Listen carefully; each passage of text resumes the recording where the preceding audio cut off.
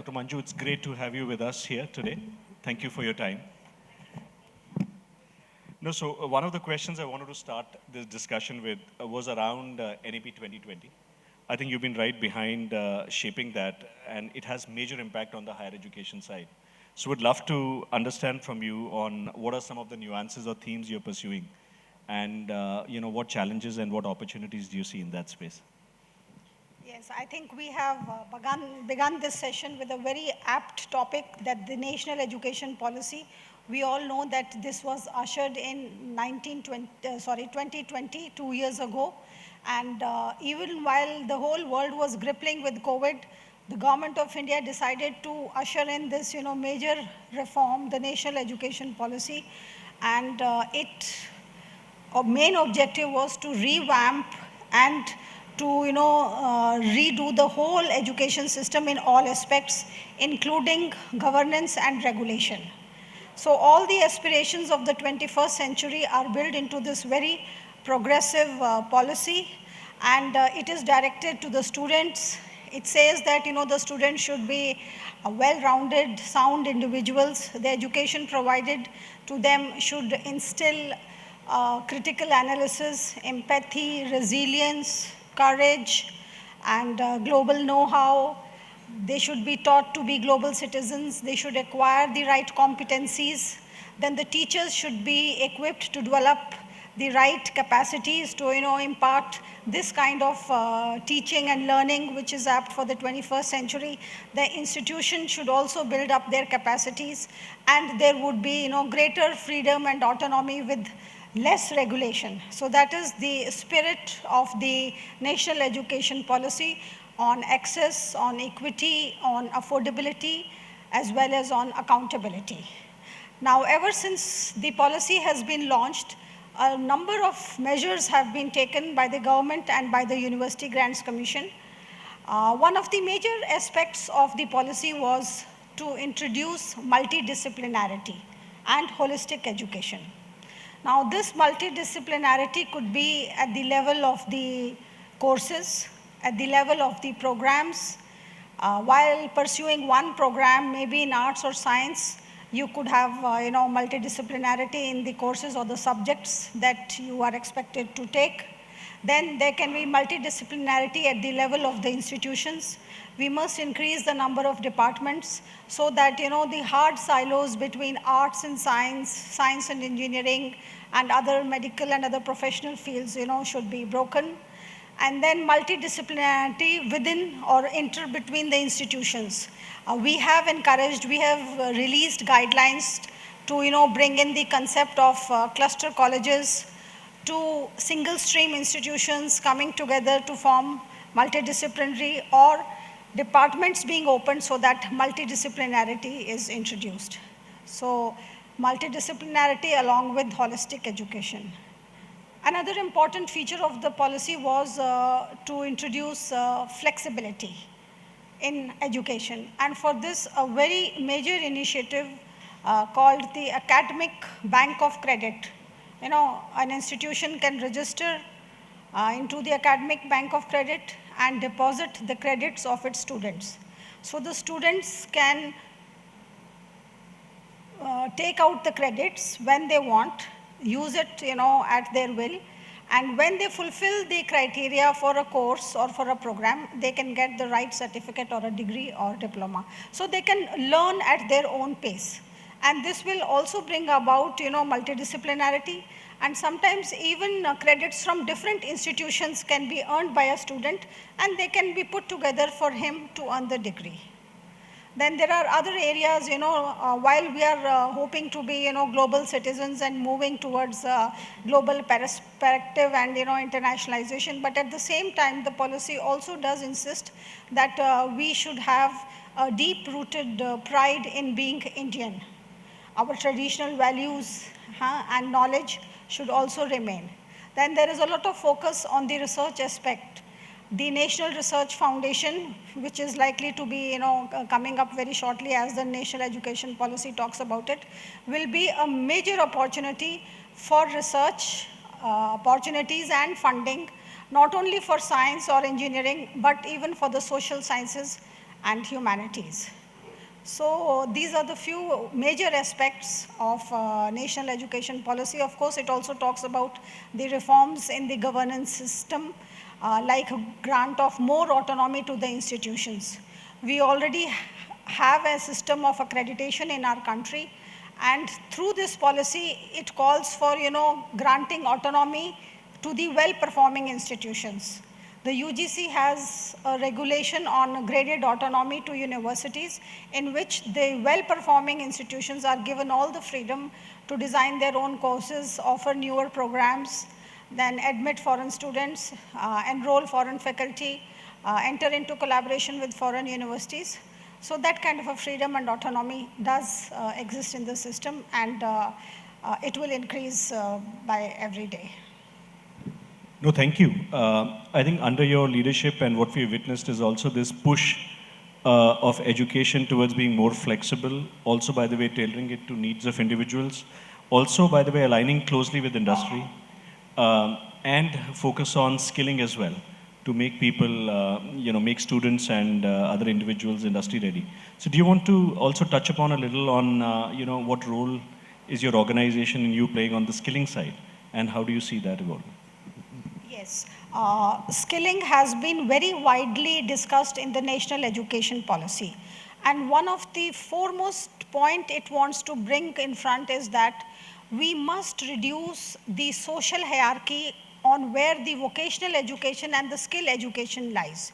We always think that vocational and skill education is at a second rung than the higher education. So we must break that notion, and to do that, we want not only to have skill or vocation as a separate stream, but the policy emphasizes that skill education or vocational education should be part of the general education. Even otherwise, the Indian education system, people have always been wanting that it should be less theoretical and more practical. So the very first reform after the announcement of the policy of the University Grants Commission was, announcing the guidelines for apprenticeship and internship embedded degree programs. I think we have the audience from the educational field here. We all are familiar with a new degree, Bachelor of Vocational Education, BVOC, but that is a skill degree. Now the newer initiative is that you can have the skill component as a part of general education. If you are doing your BA or BSc or BCom, then also you can do internship and apprenticeship of at least one semester. It says at least, it doesn't say a maximum of, at least one semester, and that internship or apprenticeship will be counted as a credit course. There will be an examination, you will fetch the grades, and that will be counted towards, completion of your curriculum. So it is not something which you do during the semester break or after your degree is over. So it is a natural part of the course curriculum, and I request the industry to come forward so that more and more opportunities can be provided to the institutions to offer to their students the internship and the apprenticeship. Otherwise, it will not be a success. Then if time permits, I want to also talk about another important initiative. That is, we have recently introduced the professor of practice. See, to become a professor, there are a set of rules. You need to be an assistant professor, associate professor for a certain, length of period of time. Then you must have certain publications, you must have a PhD degree, and so on and so forth. But what about the people who have a lot of knowledge and experience, or maybe industry exposure, and they do not have a PhD, or they have not got a full-fledged career in teaching? So this provision has recently been added, and this will facilitate all the industrialists, the top management people, people with the traditional knowledge of traditional arts, music, dance, and all other Indian traditional systems, and they can join the higher education institutions as professor of practice and share their knowledge and wisdom with the students. I think that's a big step forward. No, this is amazing to hear. I think this will unlock all the latent talent, which is not actually being directed into students, right? Because of formality around the professorship. Are there any additional changes on the higher education or education side which you envisage bringing in going forward beyond what you've already done, which are already very big? Yes. Uh, Now, with the advent of the 21st century, we all talk about, global outlook and internationalization. And if we see the rankings, internationalization is an important parameter. So a large number of initiatives have been taken to promote internationalization. So let me first talk about internationalization at home. Before we move out of the country, let us try to bring in international level curricular syllabi, programs, and bring the benefit of internationalization at home. Now, in this direction, the national education policy also talks about the entry of foreign universities into India. So this will facilitate a lot of international dimension right into our home country. Then recently we have announced the regulations on twinning, joint and dual degree with the foreign universities. Now everything in the policy, the governance and the privileges, they are related to accreditation. The well-performing institutions will be given greater autonomy.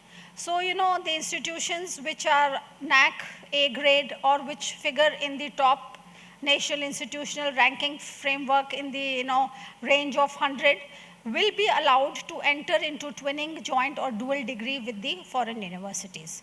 Of course, for the foreign universities, we have said that they should figure in the top 1,000 because we only want the best, to interact with our institutions, so that, a lot of globalization, then exposure of the Indian students, instead of some students cannot afford to go full time for a foreign degree. So this will give him an opportunity to have global exposure as well as mitigate the cost and be in India to complete the degree. So this is a great step forward, and we have received a very overwhelming response to this initiative.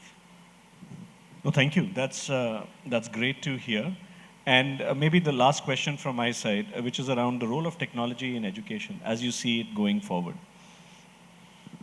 Yes, technology has touched every aspect of our life, and education is certainly not left far behind. And during the COVID, we all had seen how things had changed and how the accelerated use of technology came into being. Now, UGC has also during this period introduced the concept of online degrees. There are countries in the world which offer online courses, and there are few countries only which offer a full-fledged online degree. So India is one of them. Again, the cap remains that only the well-performing universities are allowed to offer online degrees. And then the government has also an indigenous portal called the SWAYAM portal, which has online courses. And the best part is that now up to 40% of the courses from the SWAYAM portal can be taken either for the online or for the conventional methods. And very recently, the National Educational Technology Forum has been constituted, and AICT chairman, Professor Anil Sasarbudde has been, he's spearheading this technology forum. So this is the platform which will welcome all ideas associated with, digital technology, whether it is related to, the teaching, learning, whether it is related to assessment of the students, whether it is related to the, building the competency and the professional development of the teachers, the management and the administrator of the institutions, admission procedures, attendance. So digital technology is here to stay, and it is going to revamp the entire higher education sector in a big way. And with the establishment of the National Education Technology Forum, I think this is going to be accelerated. No, thank you. Thank you for your perspective. I think from a Microsoft side, our mission in education is to empower every student and every teacher to do more. And, partnership with your institution has provided us lots of opportunity to further that mission. I think we look forward to continuing to partner with you and your team on taking platforms like Swayam, Diksha and others global, because I think India has a big role to play in terms of showing leadership to some of the other emerging markets on how we are utilizing technology to disrupt some of these sectors which which people thought was not possible, right? So thank you very much for your time. Thank you. And it was a pleasure to have a chat with you. The pleasure was mine as well. Thank you.